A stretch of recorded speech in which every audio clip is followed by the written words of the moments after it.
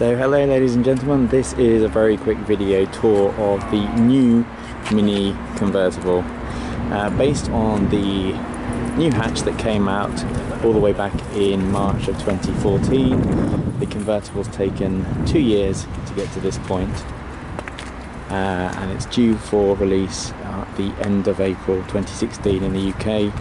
There'll be 3 different models on launch: the Cooper, which is the car you see here, Cooper S, which is the car you see there, and the Cooper D. The Cooper, as I say, is a standard model, will start at £17,900, and the big news is that it takes a big leap in quality and refinement over the previous generation car. There's more interior space. Just walk you around it, at least this way you can see it with the roof down. You notice at this time there's no rear rollover hoops. They've been replaced by these automatic versions, so the car looks much neater in its topless form. And the other cool news is if we go to this Cooper S here with the roof up, you can actually have the design of the Union flag, for example, stitched in to the hood cover this time, which is a big change, given that that was only offered on the fixed hatchback. Looking round to the boot, a weak point with the previous generation model was the rear boot space. I'll show you here. It's actually been increased to an additional 40 litres, so it's much bigger in the boot here, much more interior space. This is bearing in mind even with the roof down. With the roof up, it actually has the same amount of boot space as the conventional 3-door hatch. Taking you inside,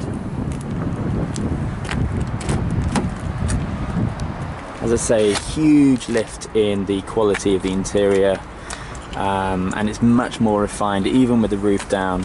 You have a wind deflector here which really keeps buffeting to a minimum. Really nice leather seats. The seats, by the way, are really exceptionally comfortable.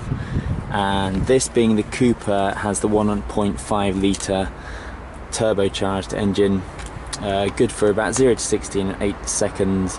Really refined again, very smooth and eager to rev, and offers the fuel consumption and emission figures that only a 3-cylinder engine can provide.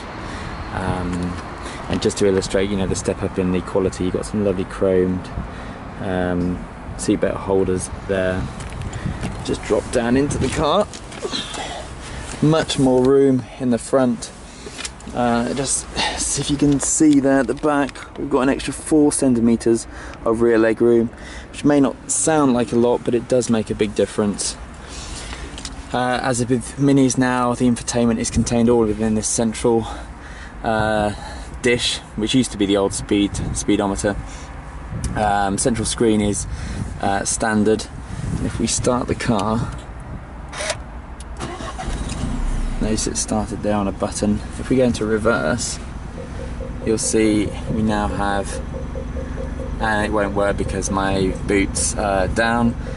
I'll just show you what that looks like actually with the boot up. So, as I was saying, when the boot is up, as you would expect, you get a reversing camera. This is standard on the convertible range. You also get rear parking sensors, because if you look in the rear view mirror, the view out the back isn't particularly good, and that's why they give you the reversing camera now as standard. Much higher quality dials for the climate control system. They all have a very nice robust feel. They look nicer with this chrome ring as well. Central speedometer with rev counter, and a fuel consumption level here, which I have to say isn't the highest or last word in quality, but it does the job. And a very nice sporty steering wheel as well.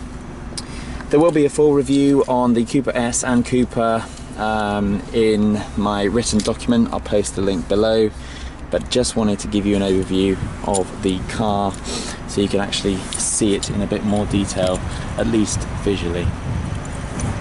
And there we go, I'll just sign off again. You have it in the topless form or in the closed form, but very neat looking car.